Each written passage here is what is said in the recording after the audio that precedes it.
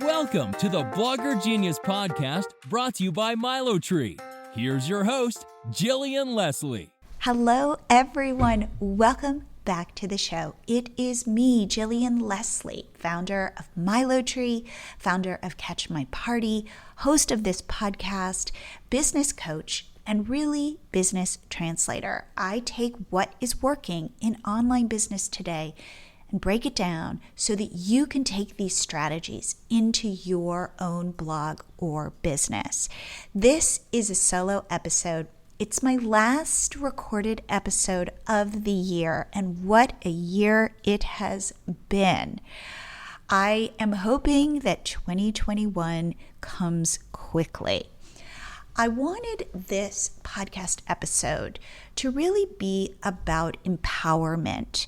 And what I mean by that is we all, I think, feel a little powerless right now with how the world is and how it has changed our lives.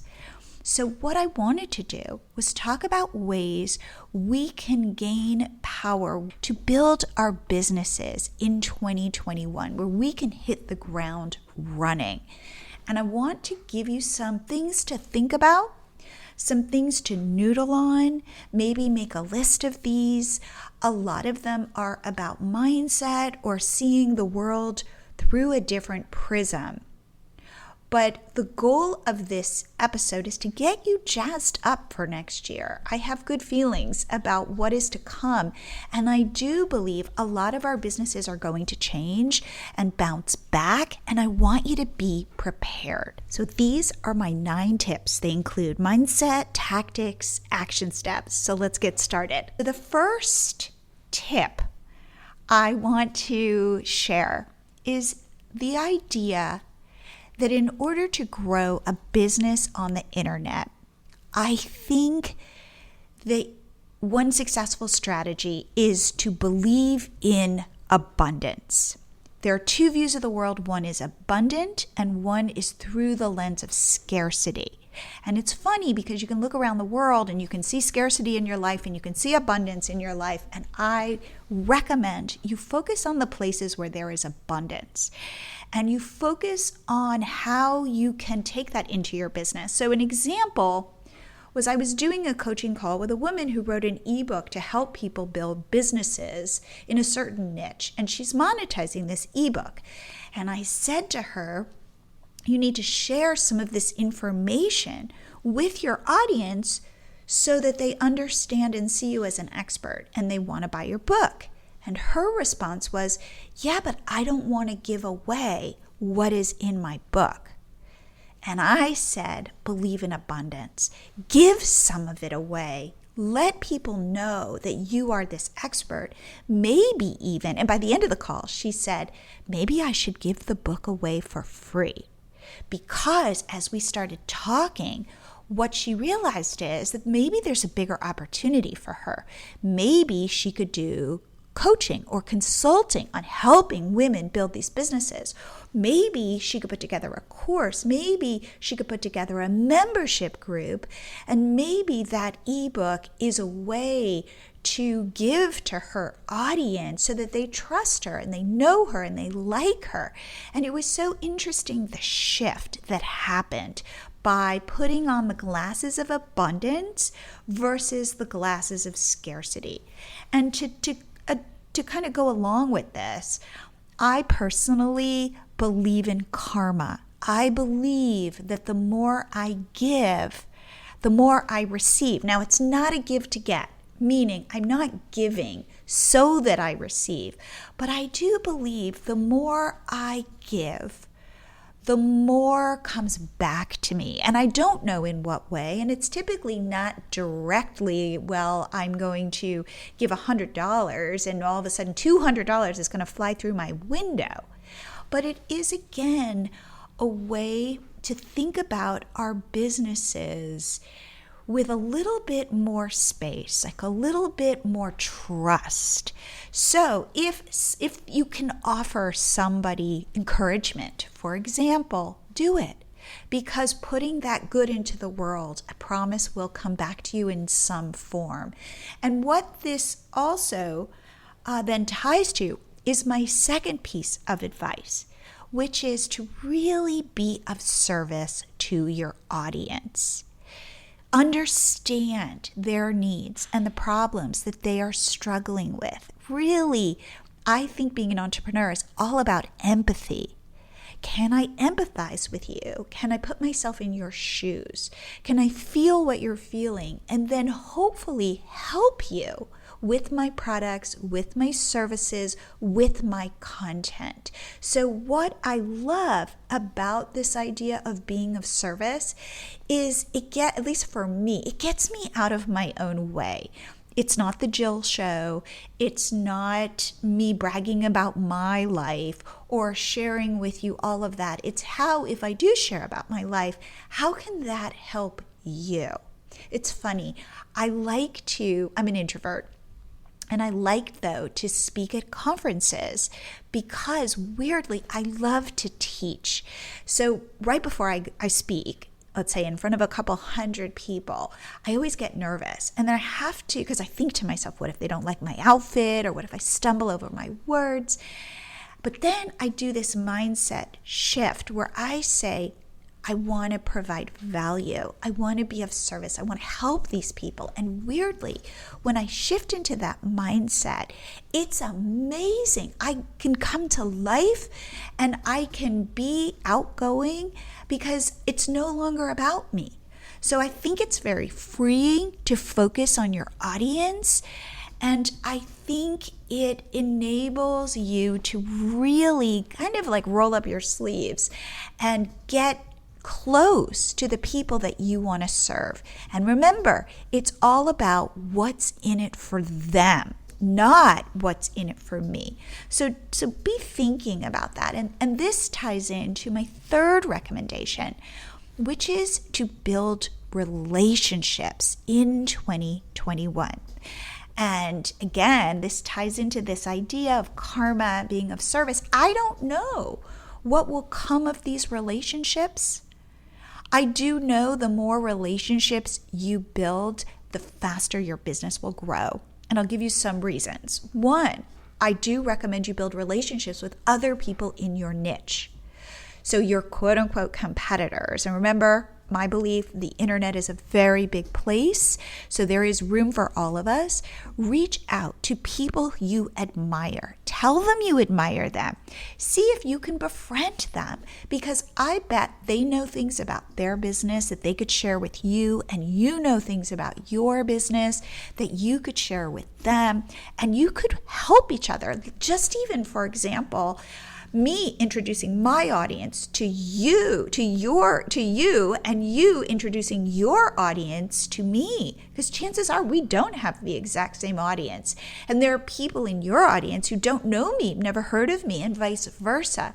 That is a perfect way, a way that you and somebody in your niche can help each other grow. It's also the thinking behind my Facebook group, the Blogger Genius Share and Grow Your Blog group. I know that's a big long name, but it is about what I'm always asking people to do is share their content, share their social media platforms, so we can all help each other grow. We can give advice, support, but even likes and follows and people with putting their eyeballs on your content. Again, relationships. I think as bloggers sometimes we think it's this idea of one to many. I put content out there and it's seen by thousands of people, let's say.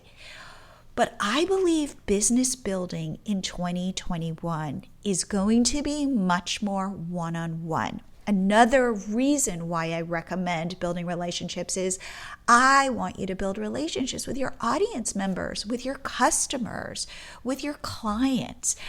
You know, we coach a group, a monthly group, and I challenged everybody to befriend 3 people in their niche or their customers, to get on the phone with them, to do something that wouldn't scale, because you're not going to get on the phone with 1,000 people, but you could get on the phone with 3 of your biggest fans, the people who always comment on your posts or always comment on Instagram, who like what you do. And if you could get on the phone with those people and build that relationship, one, you'll learn. You'll hear the language they use to describe whatever problems they are facing. And now you had a super fan, you've got a super duper fan now, an evangelist. So again, think about doing those things that might be uncomfortable, but where you can build connection. This is a year where everything has been changed and it's so difficult to feel connected. So if you reach out and connect with somebody, I promise that person will be grateful. So think about it that way. Okay, my 4th piece of advice is to think about something you can sell to your audience. I believe that things are shifting. I love passive income, like making money through ads, but I don't necessarily think that's the way that you will get rich. I do think that if you can offer, whether it be a physical good or a digital good or a course, say coaching, a membership, something where you can sell something, even if you start off with selling something for $5, just the act of selling something, figuring out a solution to your audience's problem that you can monetize. And the reason also why I want to give you this challenge is because I do think this is going to come up in some of the other tips that I'm going to share. I do think we have a tendency to hide behind our content, like, oh, I'm working on a blog post or a recipe or a DIY or something like that. And putting something out there to sell opens us up for possible rejection. What if it doesn't work? And so it's almost easier to go, well, nope, I'm too busy because I need to finish this blog post. And again, that's thinking in terms of one-to-many. I put it out and it's almost anonymous. There's a pin that goes up on Pinterest and people click over. But I want you to get vulnerable and really think about putting something out that you sell, and maybe nobody will buy it, but I promise you will learn from it and you will get ideas for something else you can sell and try. And then I have 2 thoughts that relate to this. So my 5th piece of advice is to think outside the box. Yesterday, I was doing a coaching call with somebody who sells printables, and she sells them in the party space. And I said, okay, I think I want you to lean in to selling because I'm a big fan of that. And it's working for her. She's selling these. And I said, but I want you to now think a little what I like to call blue sky thinking, which means what crazy idea could you come up with that you could possibly sell to your audience? I was talking to a food blogger and she said, maybe I could try selling canvas totes in her niche. And I said, try it. Now, so definitely blue sky thinking, think beyond what people in your niche typically do, what they typically sell, what kind of content they typically create. The sky is the limit when you have a blog or online business.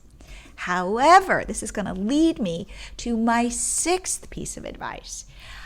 If you are thinking about something to sell, please come up with a way to test it quickly and cheaply. So this seems counterintuitive to my last piece of advice, which is like, go dream big. Yes, dream big, but break it down into something using B- work that maybe you can't scale at the beginning, but maybe would connect. So for example, I'm sure you've heard of these stories. People will go, I'm going to have this idea to sell a product. And before they sell the product, they put up a landing page and drive traffic to it, maybe with ads or something, to see if people will sign up and click the buy button, see if people will open their wallets. This is very true with courses. I know a lot of course creators who sell the course before they even create the course. And they don't tell their audience necessarily that the course has not been created. But they're thinking kind of scrappily. They are going, well, you know what? I have this blue sky idea for something I could sell. I don't want to go spend a year. I do not recommend spending a year making a course. But is there a way to test if people will buy it? Could I reach out to those super fans, offer something that I'm potentially going to sell at a discounted price and see if they'll buy it from me? That's the way you get scrappy and you test these ideas. So please I hope you don't leave listening to this thinking, oh, I'm going to go invest in a bunch of, production capacity. I'm going to fly to China and find some factories to make a product that I've not tested. I am such a believer in testing cheaply and testing fast. And you want to know the reason? Most of the time, your tests are going to fail. It's true. I run so many tests, and most of the time they fail, but some of the time they work. But the only way I get to the ones that work is by failing. And do I get sad and depressed and think that I'm a failure? To be honest with you, if you've listened to some of my podcasts in the past about my struggles with perfection, you know I do, but I've gotten used to it. I kind of go in going, well, it might not work, but it's my at-bat. David and I talk a lot about this, at-bats. And the more tries, it's like dating. You have to kiss a lot of frogs. So please assume there will be failure in your future, but it's okay. And if you are struggling, like let's say you come up with this amazing idea and you know it's going to be a home run, and hopefully you test it quickly and you test it cheaply, but it fails and you feel just so deflated, gutted, please reach out to me at Jillian@MiloTree.com. Email me and I will tell you that I have been there and I know exactly how you feel, and hopefully I will get you back up trying again, because that's the perseverant person is the one who succeeds. No, I'm going to say the perseverant person who learns from their failures, from what works, takes that information and comes up with, say, another test or another way to go. Those are the people that win. Okay, my 7th tip is to show up live on camera in 2021 and to show your face. If you're in my coaching group, you know that I really, I push my members to do this, and they don't want to, and I didn't want to in the beginning either. But again, when I can trick myself and tell myself this is not about me, this is not about people judging me, this is about me providing a service to my audience, that's the way I can do it. In fact, somebody in one of my Facebook groups just posted and said, I went live for the first time and it wasn't as bad as I thought it would be. And I think what differentiates you from everybody else, say in your niche, is if you're the person willing to go live, willing to show vulnerability, willing to show up with, a pimple on your face or no makeup or who knows what, you have such an advantage, because most people are hiding behind their content or all the things they have to do in their business, and they know they should go live and show their face, or not even live, just on video, but they won't do it. So think about how this could be a huge advantage for you. And I want to push you in 2021 to do it. And you'll see more and more people are doing it. And again, it is no longer this idea of one-to-many. Even though you go live and a lot of people see it, it is about building that one-on-one relationship with your audience members as individuals. So please take this challenge. All you need to do, let's say, is show your face in an Instagram story, or maybe experiment on TikTok, or doing an Instagram reel, or going live on Facebook. That's what I do. If you're a part of my group, ready, here's my plug, the Blogger Genius Share and Grow Your Blog group. Please go find it on Facebook and join it. But you'll see I go live in there at least once a week, usually on Mondays at 3 p.m. to talk about my recent podcast episodes, to field questions, and really just to connect and to show that I'm this fallible human being who might be wearing the same clothes that I wore yesterday in my last video. I mean, again, I want people to feel like they can connect with me and that I genuinely want to be their friend, because I do. So that's what I want to push you. If you're willing to take the challenge, please go live in 2021. And the best part is, in the beginning when you go live, nobody will be there. So it's a great way to learn. And then you'll get better at it, your audience will grow. And so please, and recognize nobody is judging you as harshly as you are judging yourself. The truth is, I say this to my 13-year-old daughter, which is, we're also obsessed with ourselves. We don't have time to think about anybody else. So, maybe we think about somebody for 10 seconds, but then it's back to kind of my own drama and me being the center of my own universe. So really take that to heart. I promise nobody's really thinking about you. And that frees you up to take these risks. Okay, my 8th tip is to show up consistently. And I've said this on the podcast previously, when people say to me, what's your success? Like, how have you had so much success with Catch My Party? How have you grown your audience? And then, of course, my line, it's a long slog. It just means we show up and we show up and we show up. And even when I don't want to, I show up, and I have a headache and I show up, and I'm in a crappy mood and I show up, and then I'm in a good mood and I show up. But I commit to showing up. And it's not sexy, and sometimes it's hard, and sometimes it's easy, but it doesn't really matter, because I've put myself on a schedule and I do the work, and it is a long slog. Somebody on my podcast, Melanie Ferguson, calls it a grind. Now, again, it is also the best job I could ever have. So I don't want you to think it's drudgery, but are there days when it is? Of course there are. Are there days I have to do stuff that I don't want to do? Absolutely. But if you can show up, I promise that's the secret sauce. That's the thing that, and anybody who has a YouTube channel, for example, you know how they grow their YouTube channel? Because they're pumping out videos consistently. People grow their Facebook channel or Facebook pages. You know how they do it? They're showing up consistently. So that is really, honestly, if there's one secret I could share with you about how to grow your business, it's showing up consistently, being reliable, creating content. Okay, my 9th suggestion is to join our next 6-week coaching group. We are starting it January 12th. It runs for 6 weeks.